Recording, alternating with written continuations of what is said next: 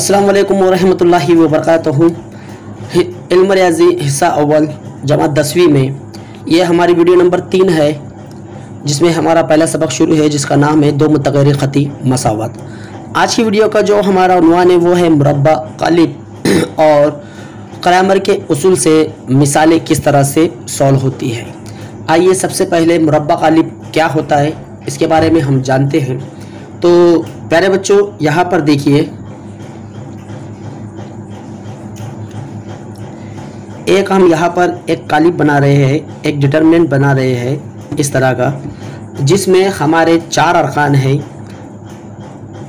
ए, B, सी और D. ये हमारे 4 अरकान हैं।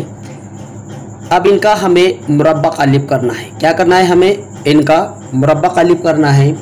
तो यहाँ पर थोड़ी सी मालूमात हम लेते चलते हैं कि इस तरह का जो, गौर से देखिए, ये वाला जो हम लोगों को हिस्सा दिखाई दे रहा है, इसे हम कहते हैं उफ़क़ी कतारें। कौन सी कतारें कहते हैं? उफ़क़ी कतारें।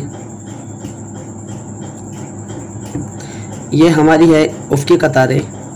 और इस तरह का जो पार्ट्स है, जैसा कि ए और डी, इस तरह का ये वाला जो पार्ट्स है हमारा, ये कहलाता है हमारा उमूदी कतारें, यानी उमूदी सुतून कहलाता है।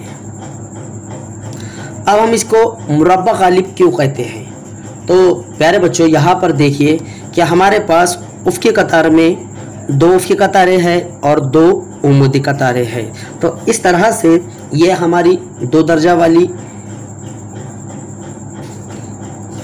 ये हमारी 2 दर्जा वाली मसावत हुई। यानी इसे हम कह सकते, इसे मसावत तो नहीं कह सकते, लेकिन ये हमारा डिटरमिनेंट हुआ, यानी ग़ालिब हुआ हमारा 2 सुतून और 2 उफ़क़ी कतारें और 2 उमूदी कतारें। तो ये हो गई हमारी 2 दर्जा वाली।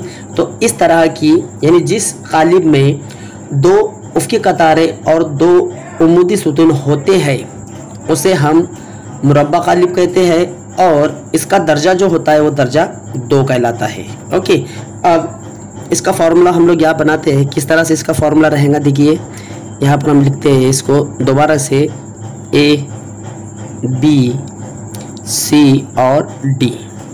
फार्मूला हमारा इस तरह से, पहले ए और डी का ज़र्ब होगा, ए ज़र्ब डी माइनस उसके बाद बी ज़र्ब सी होगा। ये फार्मूला हम लोगों को जब तक 1.3 हमारी ये मश्क ख़त्म नहीं होती तब तक हमको ये फार्मूले का इस्तेमाल करना है। इसका इस्तेमाल हम लोगों को क़रामर के उसूल में भी करना है। तो ये था हमारा पहला पार्ट जो मुरब्बा क़ालिब का। अब हम इसके अगले पार्ट की तरफ आते हैं, जो है क़रामर का उसूल। क़रामर का उसूल, ये क़रामर का जो उसूल है हमारा, ये हमज़ात मसावतों को हल करने का तरीका है, जिसे हमें जिस रियाज़ीदान ने दिया था, ये उसके नाम पर रखा गया है, जिसका नाम है गब्रिएल क्रैमर। इसके नाम से ये हमारा उसूल हमको 10वीं जमात में सीखने को मिल रहा है। आइए इसे किस तरह से हम लोग इस्तेमाल करेंगे। क्रैमर का तरीका इस्तेमाल करने के लिए हम हमज़ात मसावतों को इस तरह से लिखेंगे। देखिए यहाँ पर मैं उसको मियारी सूरत में आपको लिखकर बताता हूँ और उसका इस्तेमाल हम लोग मसावतों में किस तरह से करें। तो यहाँ पर सबसे पहले हमारी मियारी सूरत का ज़ाब्ता है AX जमा BY जमा C बराबर 0। ये हमारी एक मसावत के लिए ये ज़ाब्ता हुआ। अगर हमारे पास 2 मसावतें हैं, क्योंकि क़रामर का उसूल जो है हमें 2 मसावतों की मदद से ही मालूम करने में मददगार होगा।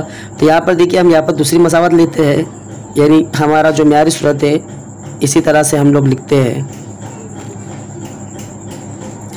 बराबर 0। अब यह हमारी मसावत नंबर 1 है, इसलिए हम यहाँ पर उसके हर ज़रीब को 1-1 यहाँ पर लगा देंगे। तो यह हमें मसावत नंबर 1 होंगी और इसे हम 2 बताएंगे, तो इसके हर ज़रीब को हम यहाँ पर 2-2 बता देंगे। तो इसके मुताबिक हम लोगों को x और y के ज़रीब यहाँ पर निकालना है। तो सबसे पहले हम मालूम करेंगे d। तो डी मालूम करने के लिए हमें कौन से ज़रीबों का यानी कौन से अरकान का इस्तेमाल करना है। तो यहाँ पर देखिए हमें A1, B1, C1 और D1 का इस्तेमाल करना है। इसी तरह से DX अगर हमें मालूम करना है तो यहाँ पर हमें उसके जो ज़रीब है उसमें हम लोगों को इसमें देखिए X वाला जो ज़रीब होगा उसे हमें कट आउट करना है, यानी उसे लिखना नहीं है। उसकी जगह पर हम लोग लिखेंगे C1, C2 और बाकी जो B1 है वो एज इट इज़ रहेगा B1 और B2। ये एज इट इज़ जैसा है हमारा वैसा ही रहेगा। ये सॉरी ये B1 है, D1 नहीं है, B1 है। ओके, अब dy मालूम करना है हमें। तो dy मालूम करने के लिए हम इस तरह से लिखेंगे dy बराबर, अब यहाँ पर जो हम लोगों को ज़रीब लेना है उसमें A1 एज इट इज़ रहेगा, A2 भी हमारा एज इट इज़ रहेगा, यहाँ पर ये A2 है। ओके, और यहाँ पर अब हम B1 और B2 की जगह पर C1 और C2 लेंगे। तो यहाँ पर ये था हमारा क्रैमर का उसूल। ये मालूम करने के बाद फिर हम यहाँ पर हमारा फॉर्मूला आपको इस तरह से सेंटेंस लिखना है, क्रैमर के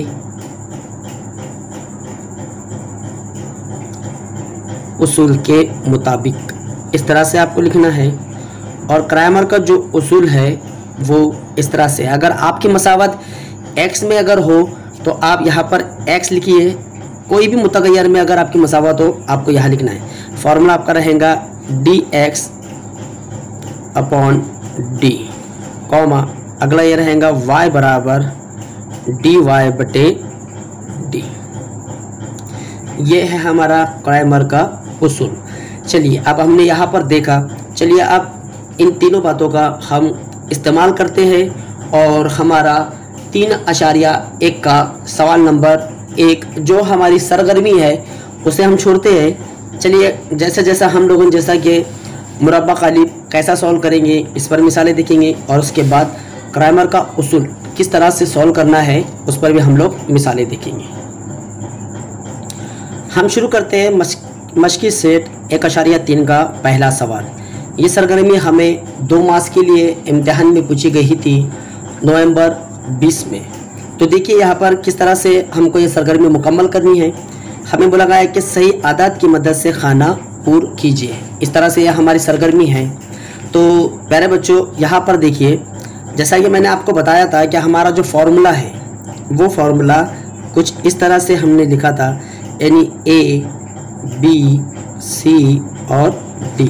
तो यहाँ पर हमारा जो फार्मूला है हमने A और D का ज़र्ब किए तो हमने लिखे थे यहाँ पर A ज़र्ब D minus B ज़र्ब C।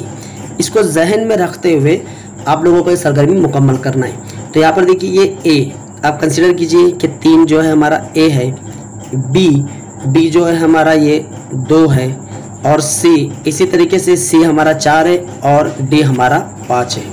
तो पहला हमारा A मीन्स 3 आ गया। तो ये जो बॉक्स में है D वाला रुकन लिखना है। तो D वाला रुकन कौन सा है हमारा 5, तो यहाँ पर हम लिखेंगे 5।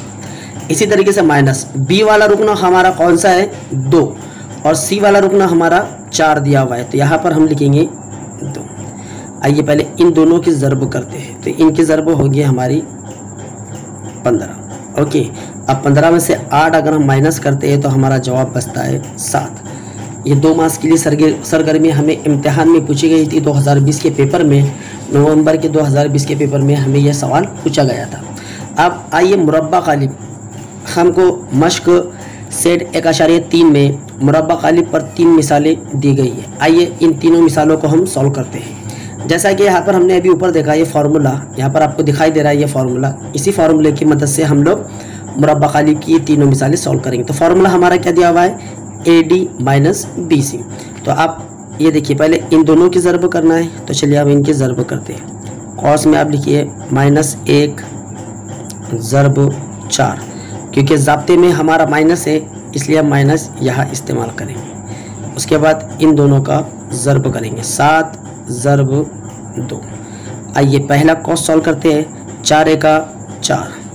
आपको पता है ज़र्ब जब हम लोग करते हैं, जब हम लोग ज़र्ब करते हैं और अगर किसी एक अदद को मनफी की अलामत हो तो ज़र्ब करने के बाद हम जवाब मनफी में लिखेंगे। यहाँ पर देखिए, पहले आप अमल कर लीजिए, 7 दूनी 14, यहाँ पर मनफी की अलामत है और ये कौस, कौस मीन्स ज़र्ब वाला अमल, और मनफी अंदर वाले अददों को ज़र्ब देगा, तो हमारा जवाब आएगा माइनस। आइए इसका जवाब लिखते हैं। दोनों अलामतें सेम हैं, तो आपको पता है जब अलामतें यकसा होती है तो हम जमा का अमल करते हैं। 14 में आप 4 मिलाइए, आपका जवाब आपको मिलेगा 18, और बड़े अदद की अलामत हम लगाएंगे क्योंकि बड़ा अदद हमारा 14, इसलिए हमने माइनस की अलामत इस्तेमाल की है। आइए चलिए इसे भी हम सॉल्व करते हैं। पहले 5 का ज़र्ब 0 के साथ होगा, इस तरह से लिखिए माइनस। अगला आप इन दोनों का ज़र्ब लिखिए, -7 ज़र्ब 3। आपको पता है 0 से किसी भी अदद को अगर ज़र्ब दे तो हमारा जो जवाब है वो 0 आता है। अब यहाँ गौर से देखिए, यहाँ पर अक्सर बच्चे यहाँ पर अलामतों में गलती कर बैठते हैं। ये सवाल हमें 1 मार्क्स के लिए आता है। कितने मार्क्स के लिए आएगा? 1 मार्क्स के लिए। अगर आप अलामतों में गलती कर बैठे तो वहाँ पर आपको मार्क्स नहीं मिलेगा, क्योंकि 1 मार्क्स का वो आधा मार्क्स नहीं दे सकते, वो डायरेक्ट 1 मार्क्स आपको देंगे।